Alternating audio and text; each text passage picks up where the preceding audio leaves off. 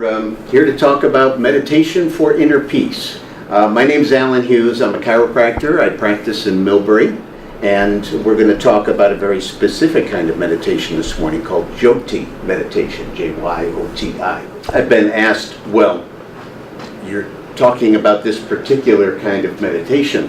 What about this particular one or that particular one? And I have to tell you, I'm a fan of all of them, because there are different ways in which meditation can be effective and helpful for us.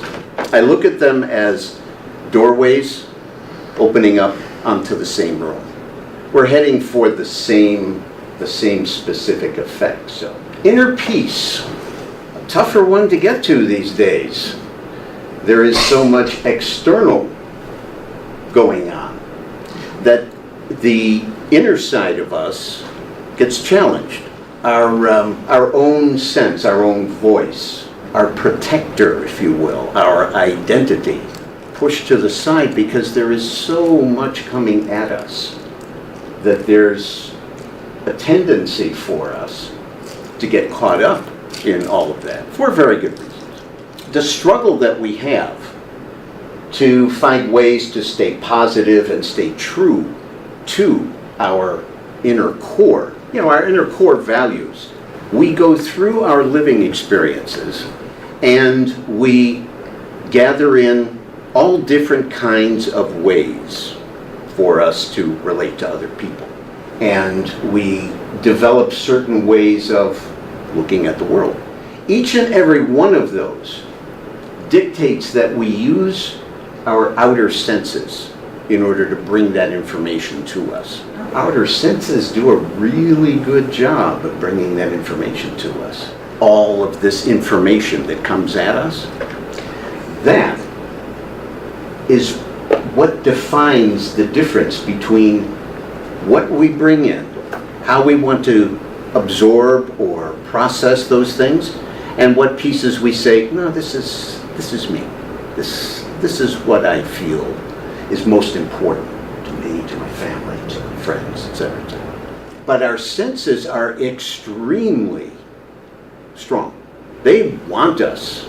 Our senses want to be out gathering all of this information. They want us to be able to stay out here in the world in which all of this activity takes place. When we do, we have less quiet time for us. There are fewer opportunities that we have to tune down things that are coming at us from outside, to tune into those kind of deeper set values that we have. So we know what it's like to try to absorb and then try to process and then try to remember the things that are important to us. Inner peace really describes is a sense of equipoise. Equipoise describes a balancing that can occur. And we're always in the process, even throughout the day, we're in a process of trying to balance those things that are coming at us, so that we remember and hold on to those things that are really important to us. What meditation allows us to do, it actually gives us an excuse or a reason, if you will, to temporarily withdraw from all of that. To temporarily say, the world's going to go on. Activities are going to happen. We're all pretty task-oriented. We want things to do, and we are efficient and are better when we're busy and when we're doing things. Well, that's what meditation allows us to do. Sometimes I sits and thinks. And sometimes I just sits. That's what meditation is. But by doing so, we are making a very powerful statement to our mind. And the statement is, I need you to get to the side so that I can focus on this. What is focus? Focus is our attention And our attention is in one particular place. What we're doing with meditation is that we are uprooting our attention from one place and putting it into another. But the mind is in charge of the senses.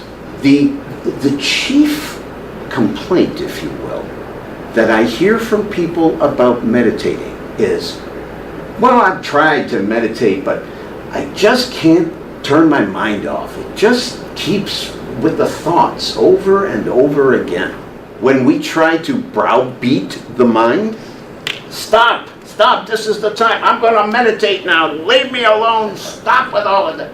It doesn't work because it's us. I mean, we feel like the mind is sort of an enemy. It's not, it's us. We create everything that's there. When we find ways to befriend the mind, to give the mind something to do so that the thoughts are pushed to the side, then we're really starting to accomplish something. We are often harsher with ourselves than we are with others. And our inner critic prevents us from appreciating how positively people evaluate us. It's a rather ceaseless series of observations. Now, mind you, with our minds, we are able to do the following. We come to an intersection of any type where there's traffic going by and there's sidewalk. Our minds, having recorded how many different times we do this, allows us to understand how far that car is on that direction and how far that car is on that direction. And if we step down off of the curb, are we going to be able to make it to the other side safely? Because our mind stockpiles all of those experiences, both positive and negative. So it protects us in all different kinds of ways. It's an important distinction because some people feel like they're being pushed around by their own minds, by their thoughts. And what meditation allows us to do is to reclaim that piece of control over how our minds function. The curious thing about what happens to people who meditate for any appreciable period of time is that they find the skill that they need in order to meditate properly is then a skill that they can use in their day-to-day activities. And focus helps us no matter what we're doing, no matter what setting we're in. Focus helps us to do that task better, to gain more from it. And so, it's not just us idly sitting down and saying, well, you know, meditation's supposed to be important and I think I should do it, but I'm not quite sure why. But in this study, people were identified and they were given mindfulness meditation instructions and told to meditate daily and keep a log. And they were scanned before they began, and they were scanned at the end of this particular program. The average amount of time that people spent meditating was 27 minutes. The people themselves reported feeling calmer, feeling less stressed, less jittery, if you will. And that was great. The physical manifestations were also there for people. Lowered blood pressure, blood sugar levels balancing better, because there's less physical demand on the body when we're meditating. And then came the real surprise.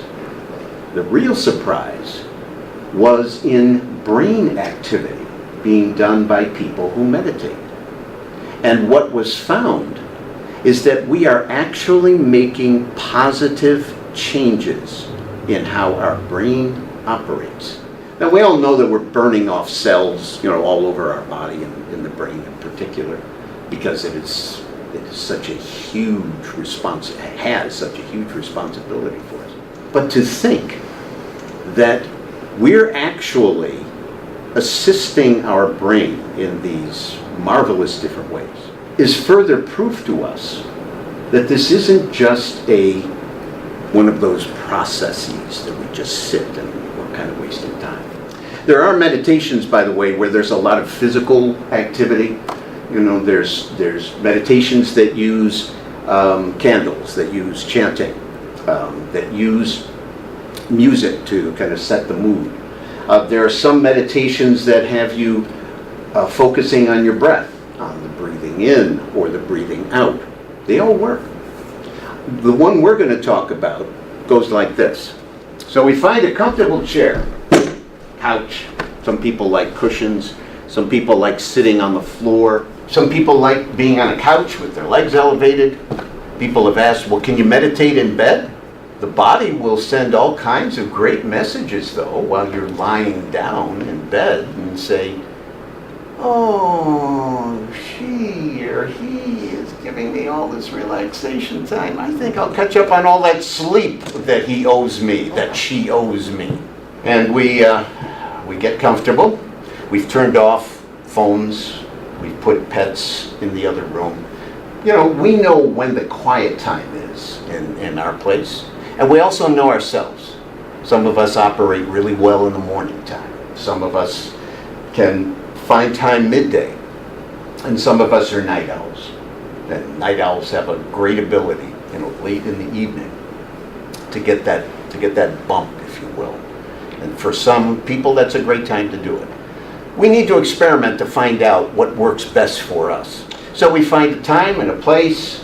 We turn off all of those things. We don't prepare any food. The idea is, let's take all of that energy that's being sent outward through the senses and bring it all back under our control and direction to a very specific place in the body, between and behind the eyebrows. And what we do by controlling all of that energy is that we find ourselves able to use that energy in ways that perhaps we have not in the past.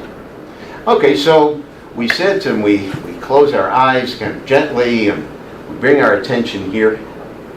A wonderful suggestion for you would be, imagine instead of trying to bring your focus, you know, to this spot, bring your focus about 6 or 8 inches away from the bridge of your nose. That allows your eyes to close naturally, as if we're going to sleep. And it also prevents you from getting a headache from trying to focus too much on that spot. So we sit, we bring our attention or focus here, about 6, 8 inches away from the bridge of the nose. We sit quietly. We have to befriend the mind. We have to give the mind something to do in order to prevent that, or to prevent the thoughts from just overwhelming us. So we come up with a name, or names. Anything that we can say, this is called a mantra, by the way. Many of you have heard. We say a word or words that we can use in sequence, in a cadence, if you will, a particular rhythm, that we can say over and over again. And by doing this, we tell the mind, this is what I want you to do. You say this word or these words for me. This is important. It's going to help you and it's going to help me. And I say, close your eyes and watch what happens. We put the visual picture there, and then we remember, oh yeah, it rained that day, and then there's this and that. Because that's what the mind does. It waits for opportunities, and it does all these amazing things. You can use one name, you can use several. You can change it anytime that you want. You can bring different things to the conversation if you want, in terms of the inner conversation. Because that's really what we're doing here. We're closing our eyes and we're preparing to take a little inner journey to a place that every one of us has within us. No special training, no special financing necessary. We were given this at birth, and it has been with us. And it is, some people call it the guiding spirit. Some people call it the inner self, our true inner core. Life is complicated. There are things that happen and distract us. Sometimes those distractions take the form of thoughts.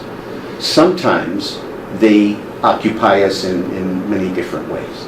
If we understand and can appreciate that the rest, that the physical benefits, that the brain benefits that we're going to bring to ourselves as we meditate are actually going to take place, then it's worth diving back in and doing. So I'm going to read some meditation instructions. Meditation is a process whereby we withdraw our attention from the outer world and focus it at a very specific place in our bodies. By doing this, we can transcend physical consciousness and experience ourselves in ways that perhaps we never have. Practice meditation. We sit in any pose that we find most comfortable, in which we can sit for a long time without moving. We should sit so that no part of our body touches anyone, as this would disturb our concentration. We should close our eyes gently, looking straight ahead into the middle of the darkness lying in front of us. That which sees the darkness is not our physical eyes, but is the third or single eye located between and behind. Continue to focus your attention into the middle of what you see.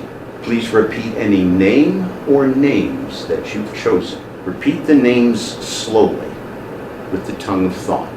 This repetition of saying the names will keep the mind occupied and prevent it from wandering. When light or any inner vista occurs, continue to focus your attention into the middle of what you see and continue repeating the name or names that you've chosen. Remember those people in the study that Harvard Medical and Mass General did.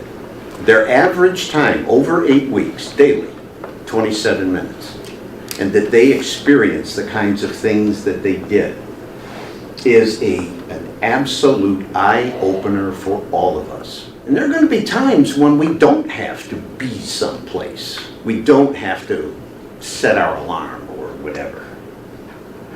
Just sit. See what happens. Remember, this is your experience. This is your opportunity to kind of build back in some inner quality. We certainly know enough about the outer stuff. But when we spend this time and we can meditate on the inner sides of us, some really amazing things can happen. One of which is very subtle. You meditate for a few weeks, and people are going to start to come up to you and say, what have you been doing?